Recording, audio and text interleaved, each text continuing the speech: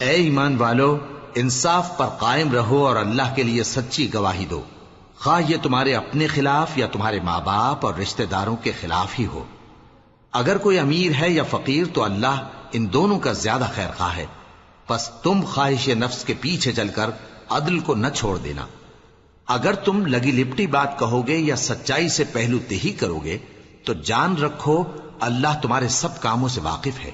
مومنو، اللہ پر اور اس کے رسول پر اور جو کتاب اس نے اپنے اس پیغمبر پر نازل کی ہے اور جو کتابیں اس سے پہلے نازل کی تھیں سب پر ایمان رکھو۔